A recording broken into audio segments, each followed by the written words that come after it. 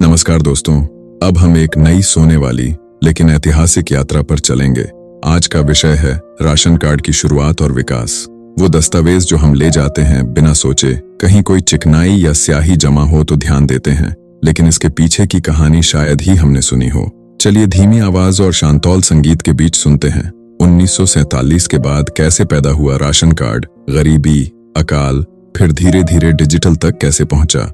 हर minute बदलेंगे दृश्य ताकि आपकी आंखें थकें लेकिन दिमाग आराम से सपनों की ओर चल पड़े। इस यात्रा में हम देखेंगे शुरुआती मोटा पेपर कार्ड फॉर्म, रंग, coding photo, hologram, dating smart card, biometric, ration mobile. तो आराम से बैठिए, सांस गहरी लीजिए और चलिए शुरू करते हैं। 1947-1950 भारत को विभाजन और अकाल का सामना करना पड़ा। अनाज की कमी, महंगाई और परिवहन असंगति, इन सब के बीच सरकार को समझ आया कि एक आदर्श वितरण सिस्टम बनाना जरूरी है। अव्यवस्था कम करने के लिए बढ़ रही महंगाई को रोकने हेतु एक नियत और नियंत्रित प्रणाली चाहिए। इस समस्या को हल करने के लिए पब्लिक डिस्ट्रीब्यूशन सिस्टम (PDS) की नींव रखी गई, जहां गरीबों को उचित कीमत पर अनाज मिल सके। पर कैसे पहचाने कि कौन हकदार है, इसी के चलते राशन कार्ड की जरूरत महसूस की गई। एक दस्तावेज जिससे यह साबित हो कि आप उस राज्य में रहते हैं और आपको मदद चाहिए। पारंपरिक प्रशासन ज्ञान। 1950 में कई राज्य अपने स्तर पर शुरुआत में अनाड़ी और स्थानीय लिखावट पर आधारित कार्ड जारी किए। कुछ नाम, गांव, परिवार सदस्यों की संख्या, बस इतना ही।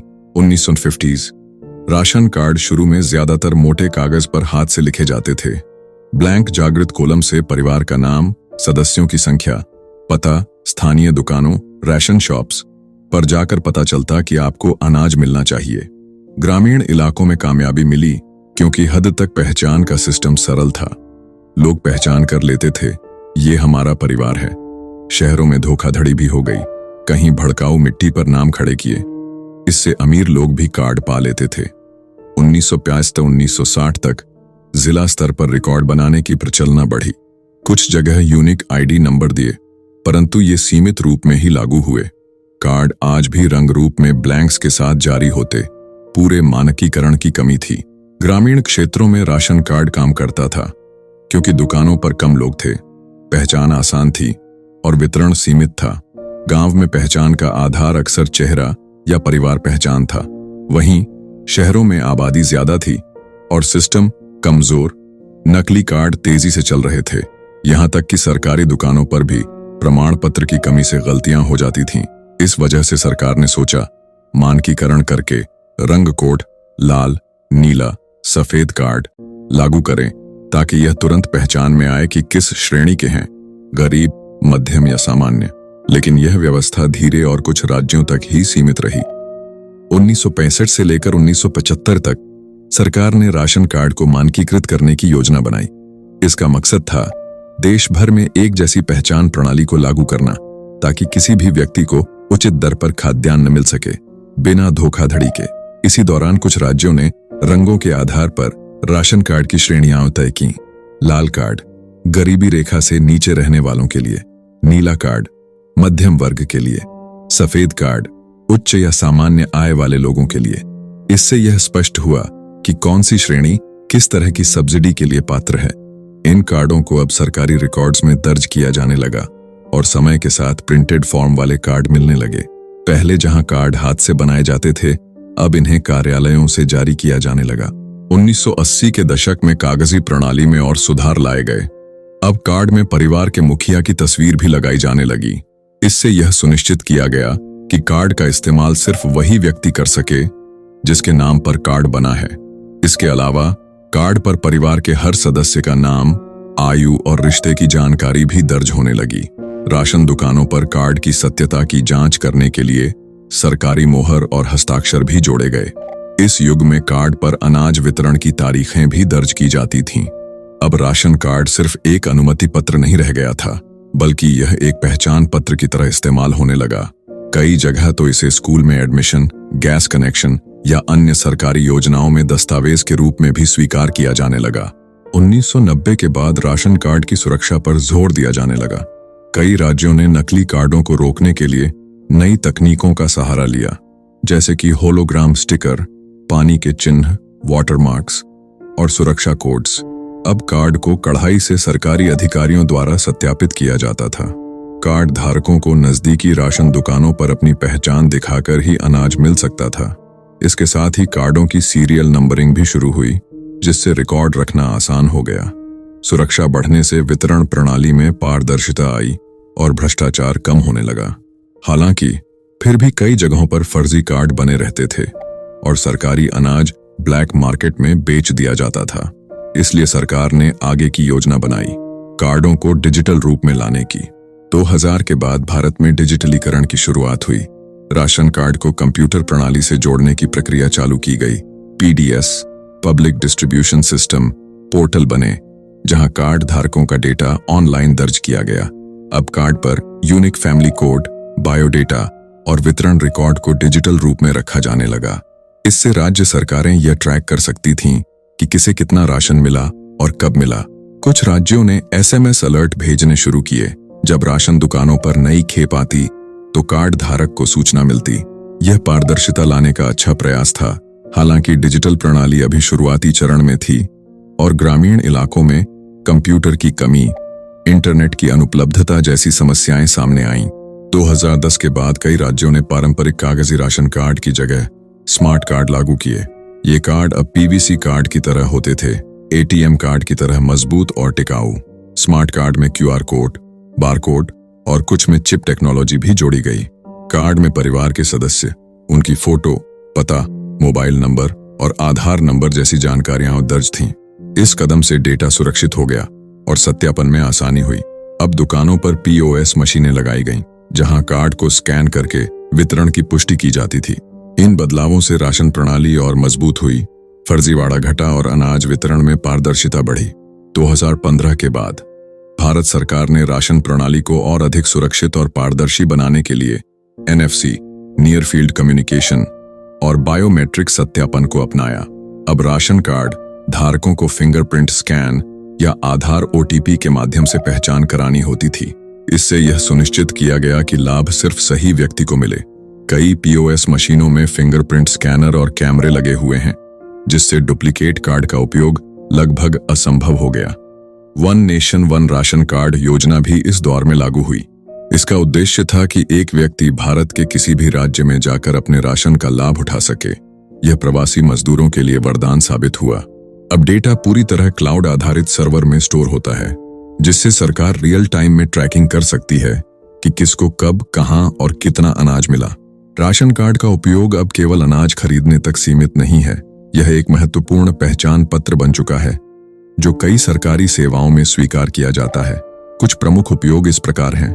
सरकारी योजनाओं में आवेदन, जैसे उज्ज्वला योजना, आयुष्मान भारत, वृद्धावस्था पेंशन, बैंक खाता खोलने के लिए पहचान प्रमाण, स्कूलों में बच्चों के एडमिशन के लिए दस्तावेज, गैस कनेक्शन प्राप्त करने में सहायक दस्तावेज, मतदाता पहचान के पूरक दस्तावेज के रूप में यह कार्ड अब न केवल पहचान का माध्यम है, बल्कि गरीबी के विरुद्ध लड़ाई में एक सशक्त उपकरण भी है। बहुत से लोग पूछते हैं, जब आधार है तो राशन कार्ड की क्या जरूरत? इस सवाल का जवाब सरल है। आधार कार्ड एक व्यक्तिगत पहचान पत्र है, जबकि राशन कार्ड एक परिवार आधारित सामाजिक लाभ पत्र है। राशन कार्ड में पूरे परिवार के सदस्यों की जानकारी होती है, जैसे कि मुखिया का नाम, बच्चों की उम्र, सदस्यों की संख्या आदि। वहीं आधार केवल व्यक्तिगत डेटा तक सीमित होता है। राशन कार्ड से राज्य सरकार को यह तय करने में आसानी होती है कि कौन से परिवार को कितना और किस दर पर अनाज देना है। यह पात्रता निर्धारण के लिए आवश्यक होता है। इसीलिए आधार और राशन कार्ड दोनों ही अपनी अपनी जगह महत्वपूर्ण हैं और एक दूसरे के विकल्प नहीं हो सकते। राशन कार्ड प्रणाली में सुधार के बावजूद कई समस्याएं अब भी मौजूद हैं। गलत जानकारी दर्ज होना, जैसे नाम की स्पेलिंग या उम्र, नया कार्ड जारी होने में देरी, दुकानों पर POS मशीन का खराब होना, डुप्लीकेट कार्डों का चलन राशन दुकानों पर, भ्रष्टाचार और कालाबाजारी ग्रामीण इलाकों में अभी भी नेटवर्क की समस्या के कारण बायोमेट्रिक सत्यापन में असफलता होती है। वृद्ध और श्रमिक वर्ग के लिए फिंगरप्रिंट न मिल पाना एक आम परेशानी है। इन समस्याओं को हल करने के लिए सरकार मोबाइल कैंप, हेल्पलाइन और ऑनलाइन शिकायत निवारण प्रणाली शुरू कर चुकी है। सरकार ने इन समस्याओं को देखते हुए कई बड़े कदम उठाए हैं। ई राशन पोर्टल, जहां से आप कार्ड के लिए आवेदन कर सकते हैं, स्थिति देख सकते हैं और शिकायत दर्ज कर सकते हैं। मोबाइल ऐप, राशन की स्थिति, दुकान का स्टॉक और अपनी पात्रता देखें। SMS अलर्ट, जैसे ही दुकान पर राशन आता है लाभार्थी को सूचना मिलती है। ऑनलाइन शिकायत प्रणाली, जहां आप भ्रष्टाचार या राशन न मिलने की शिकायत दर्ज कर सकते हैं। इन प्रयासों से पारदर्शिता और भरोसा दोनों बढ़ा है। सरकार अब मशीनरी के साथ साथ नागरिकों को भी जागरूक कर रही है कि वे अपने अधिकारों को पहचानें। भारत में राशन कार्ड प्रणाली दुनिया के सबसे बड़े खाद्य वितरण नेटवर्क में से एक है, लेकिन अन्य देशों में भी इस तरह की व्यवस्थाएं हैं। बांग्लादेश, जहां गरीबी रेखा के नीचे के परिवारों को विशेष कार्ड दिए जाते हैं। ब्राजील, बोल्सा फैमिलिया जैसी योजनाओं के अंतर्गत परिवार को नकद या खाद्य सहायता मिलती है। इंडोनेशिया, खाद्य सुरक्षा कार्ड डिजिटल रूप में दिए जाते हैं और ऑनलाइन टोकन सिस्टम चलता है। नाइजीरिया, यहां डिजिटल फूड वाउचर सिस्टम विकसित किया जा रहा है।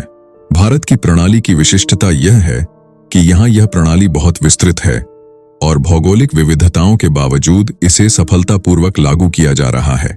राशन कार्ड की यात्रा अभी खत्म नहीं हुई है। जैसे जैसे तकनीक आगे बढ़ रही है, सरकार इस प्रणाली को और बेहतर, तेज और पारदर्शी बनाने के प्रयास कर रही है। भविष्य में कुछ संभावित सुधार: ब्लॉकचेन आधारित ट्रैकिंग, जिससे राशन की पूरी सप्लाई चेन ट्रैक की जा सकेगी बिना छेड़छाड़ के। फेशियल रिकॉग्निशन, चेहरा पहचान तकनीक, बायोमेट्रिक की जगह जल्द ही कैमरा से सत्यापन संभव होगा। मोबाइल आधारित डिजिटल राशन कार्ड, कार्ड की जगह मोबाइल ऐप से पूरी सुविधा। ऑनलाइन राशन टोकन सिस्टम, जिसमें उपभोक्ता मोबाइल से बुकिंग करके समय स्लॉट में राशन ले सकें। ये सभी उपाय गरीबी रेखा से नीचे जीवन यापन कर रहे करोड़ों लोगों को सशक्त बनाएंगे। आइए राशन कार्ड की अब तक की यात्रा को एक टेबल के रूप में संक्षेप में देखें। दशक तकनीकी विकास विशेषता: 1950s हस्तलिखित कार्ड, गांव आधारित वितरण, पहचान से वितरण। 1970s रंग कोडिंग प्रणाली, गरीबी की पहचान के लिए कार्ड, रंग तय। 1980s फोटो और सरकारी मुहर पारदर्शिता में सुधार। 1990s होलोग्राम, सीरियल नंबर नकली कार्ड पर नियंत्रण। 2000s computer database digital record. SMS alerts. 2010s smart card, PVC, QR, POS machine, barcode, परिवार की पूरी जानकारी। 2020s NFC, biometric, mobile app, one nation one ration card.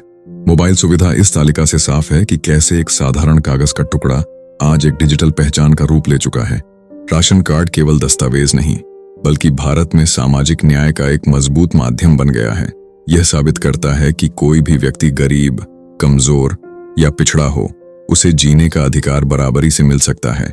इस कार्ड ने लाखों परिवारों को भूख से बचाया, असंगठित क्षेत्र के कामगारों को पहचान दी, सरकारी योजनाओं से जोड़ने में कड़ी का काम किया, आधुनिक भारत की कल्याणकारी योजनाओं को आगे बढ़ाया। यही कारण है कि राशन कार्ड का इतिहास भले ही उबाऊ लगे, पर इसका सामाजिक प्रभाव बहुत गहरा है। दोस्तों, यह कहानी शायद सुनने में बहुत साधारण लगी हो, कहीं ये धीमी रही, कहीं बोरिंग भी लगी हो, लेकिन यही तो इस वीडियो का उद्देश्य था, आपकी नींद को इतिहास की कोमल परतों से सहलाना। राशन कार्ड जैसे दस्तावेज का इतिहास जितना शांत है, उतना ही गहरा भी है। जब हम इसके बदलावों को समझते हैं, कागज से डिजिटल तक, तो पता चलता है कि यह सिर्फ एक सरकारी दस्तावेज नहीं, बल्कि एक सपोर्ट सिस्टम है जो करोड़ों लोगों को हर महीने उम्मीद देता है। तो अगली बार जब आप राशन कार्ड को किसी फॉर्म में जोड़ें या सरकारी दुकान पर दिखाएं, थोड़ा मुस्कुराइए, आपने इसके पीछे की पूरी कहानी जान ली है।